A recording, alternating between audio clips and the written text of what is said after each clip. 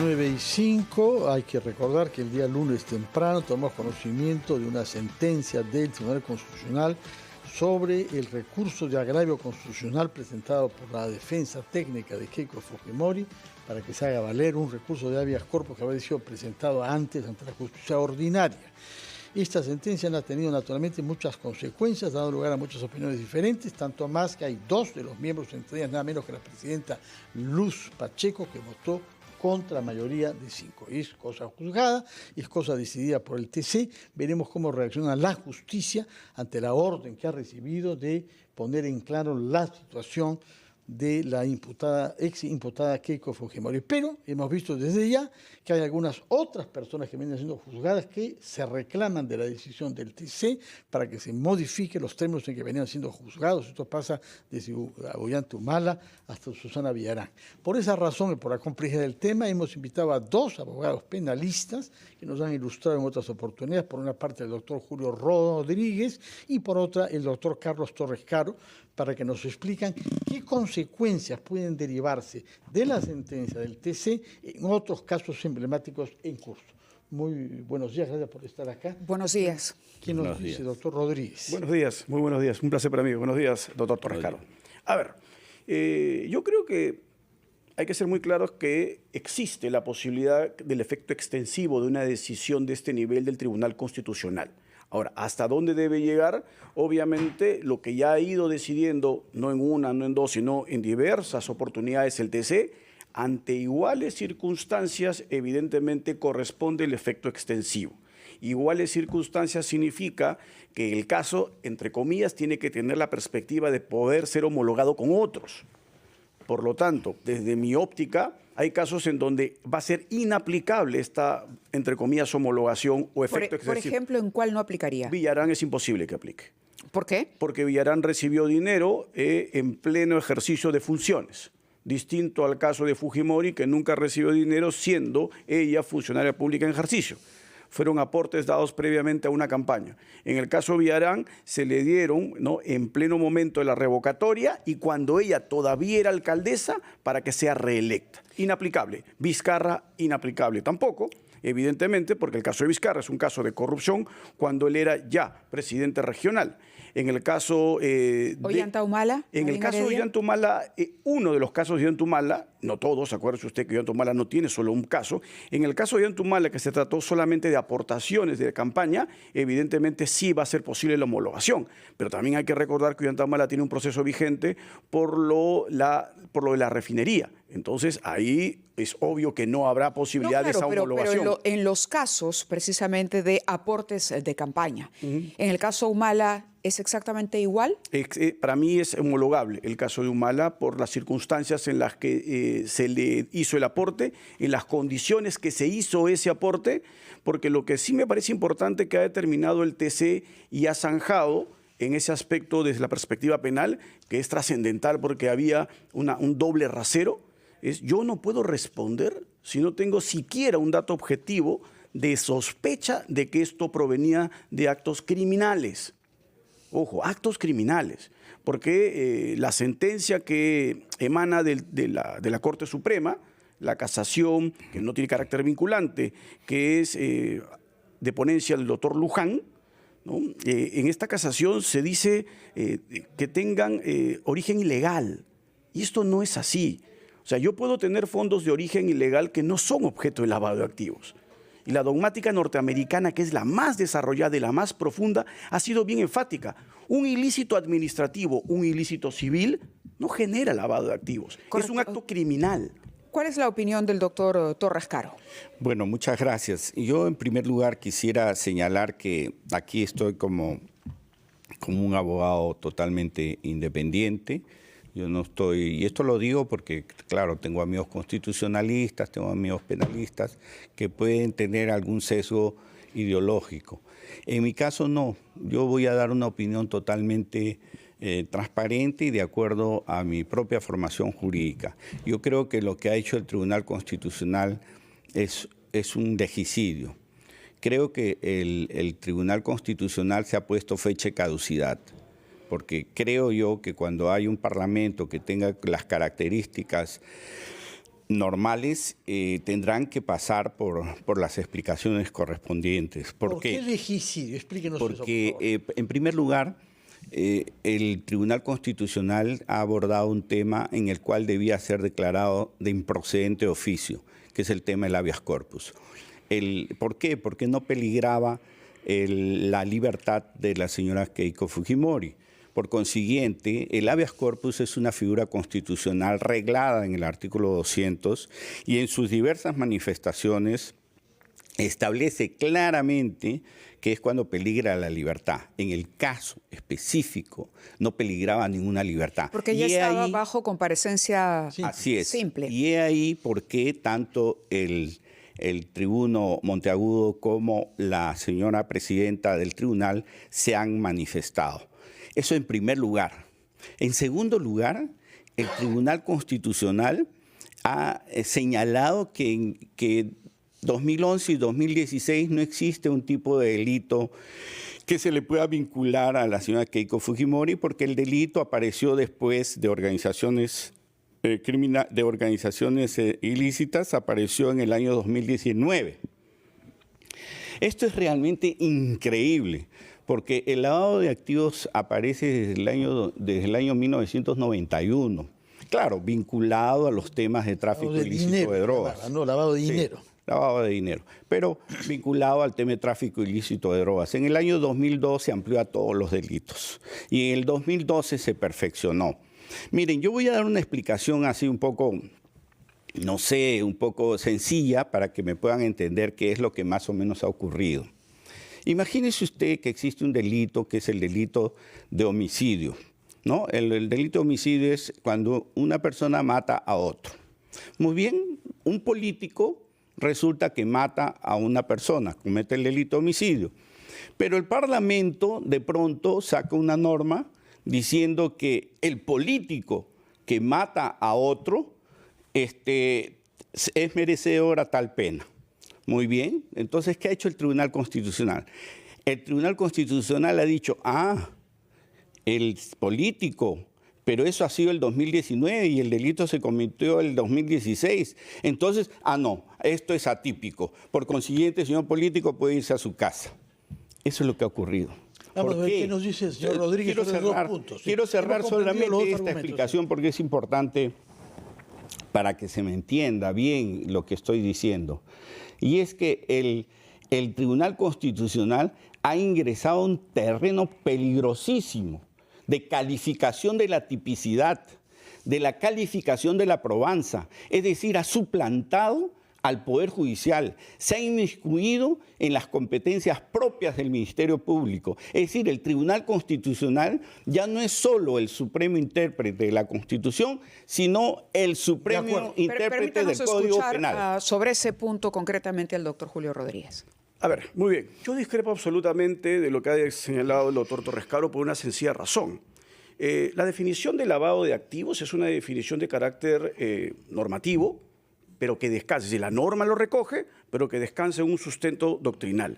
Nosotros hemos importado el concepto de lavado de activos del ámbito norteamericano. Las normas en Estados Unidos datan desde 1956. La modificación más reciente en Estados Unidos, que prácticamente ha sido homologada por todos los estados, ha sido en 1986. Norma que prácticamente importamos nosotros. Por lo tanto, lo que hay acá es un desconocimiento profundo del origen doctrinario de la figura, cómo la adoptamos y cuál es su naturaleza. Lavar activos significa cerrar círculos. Yo recibo dinero cochino, ¿no?, para limpiarlo. Ese es el objetivo del lavado de activos. Lo que ha ido haciendo el equipo Lava Jato, y es lo que tenemos que analizar, no es cerrar el círculo. Yo recibo dineros para una campaña y es lavado de activos. ¿Dónde se cierra el círculo? ¿Dónde yo completo la esencia del delito? Yo recepto, yo transformo, ¿para qué? Para dar apariencia de licitud, como dice nuestra norma, a ese dinero maculado, a ese dinero cochino. Hay una pregunta. Entonces, que en este momento... Con eso cierro la idea, Mávila, perdóname. Y por lo tanto, el aporte de campaña no lava el dinero. No, yo lo entiendo, pero... A ver, entiendo su argumento, pero entiendo también lo que dice el doctor Torres Caro. La pregunta es, lo que pasó y lo que reveló, al margen de la discusión jurídica que se haga hoy lo que ocurrió en ese momento. ¿Odebrecht aportó o no aportó dineros de campaña? ¿De dónde salió ese dinero? Son varias preguntas que son válidas para que se haga el país ahora. ¿Por qué los partidos políticos en ese momento no transparentaron que el origen de ese dinero era un aporte de Odebrecht o de otras campañas? ¿Por qué se utilizó otros nombres que incluso de personas que incluso luego salieron públicamente? ¿Qué es eso? ¿Es un delito? ¿Es una falta electoral? ¿Cómo analizamos ese episodio de la historia?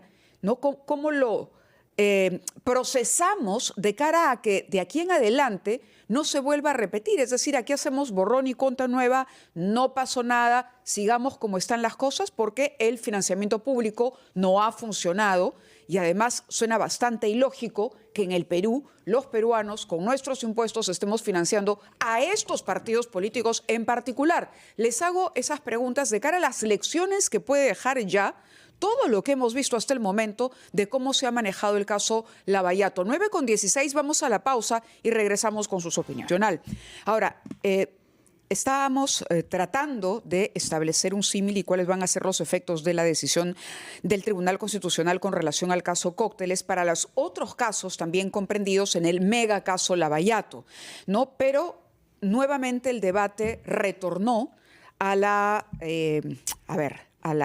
lo que usted ha considerado, doctor, una suerte de legicidio, creo que fue la palabra que utilizó, porque considera que el Tribunal Constitucional no era competente para intervenir, sobre todo en esta etapa en la que se estaba desarrollando el proceso contra la señora Keiko Fujimori, porque no había, una vulneración a su derecho a la libertad. Por ejemplo, ella tenía comparecencia simple, y lo otro que decía es que es un juicio en desarrollo. Y además surgió nuevamente y por enésima vez la discusión sobre si esto era o no lavado de activos y si había sospecha de que la procedencia del dinero que ingresó a las campañas electorales era ilegal, se podría presumir que era ilegal o que había algún tipo de irregularidad, sobre todo cuando se encubrió y no se transparentó el ingreso de este dinero a las campañas. Y cuando hablamos de campañas, hablamos de las campañas, no solo la campaña de la señora Keiko Fujimori. El caso Ollanta Humala, por ejemplo, tiene una variable, ¿no? En el año 2011, cuando se habla de dinero que llega de Venezuela, ahí no entra todavía Odebrecht como actor en esta historia. Pero ustedes tenían una reflexión que hacían durante la pausa que creo que es importante.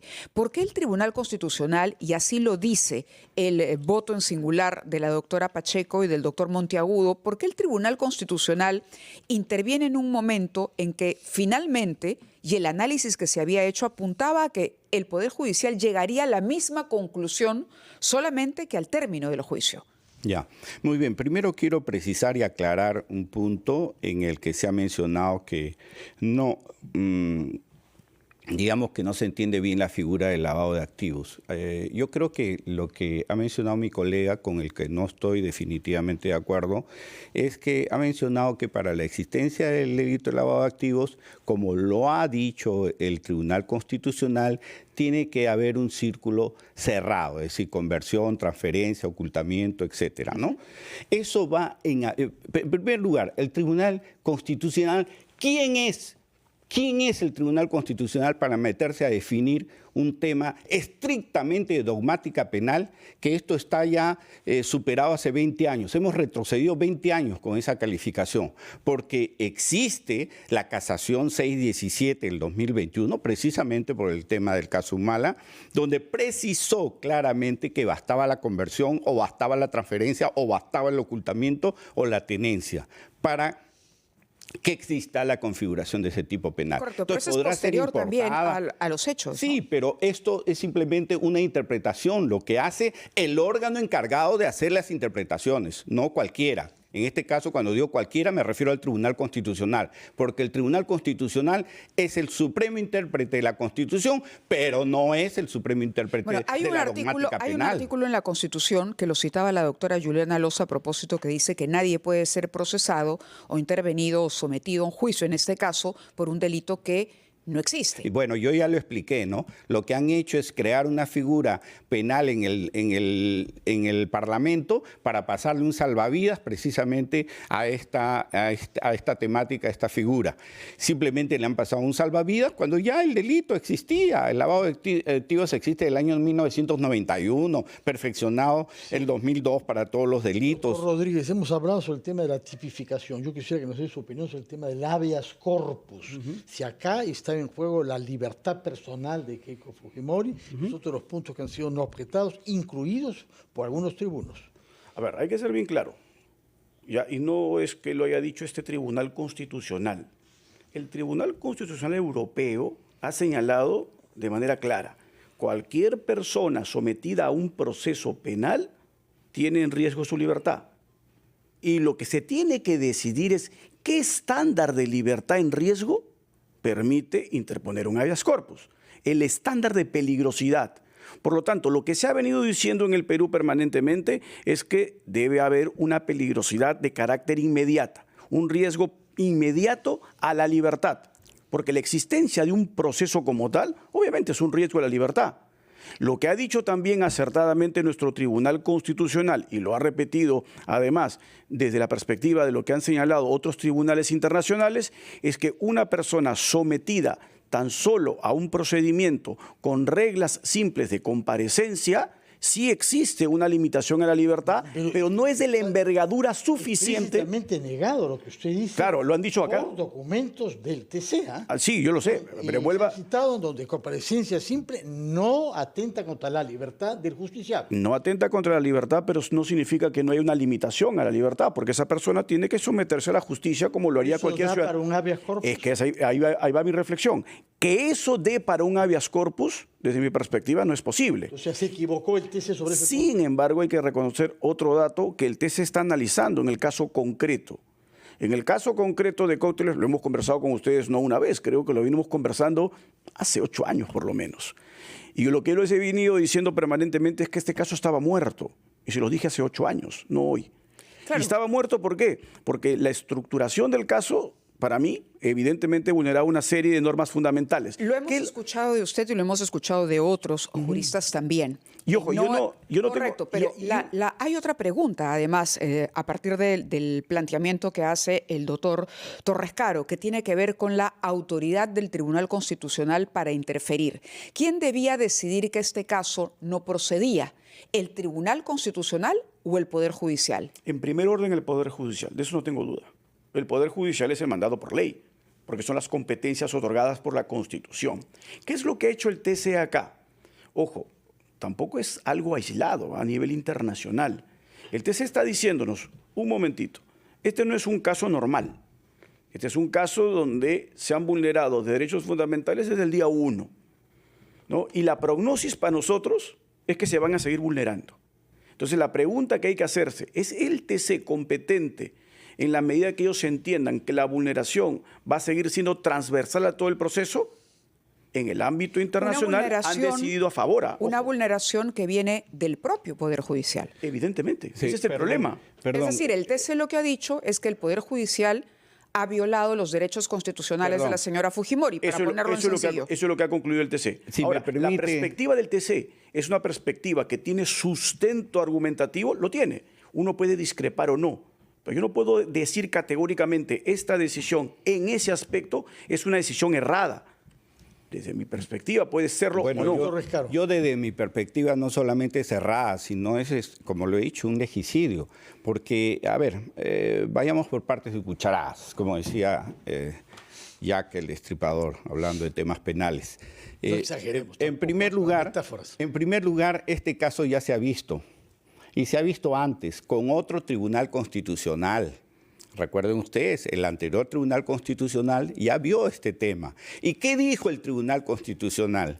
Le voy a dar la libertad a la señora que está detenida por el peligro, porque no afecta el peligro procesal, pero sí hay fundados elementos que deben ser demostrados en un juicio. Es lo que dijo el Tribunal Constitucional anterior. Pero este Tribunal Constitucional, adelantándose a todo, ha dicho, no, esto es atípico, esto no funciona, así que, o sea, ha interferido.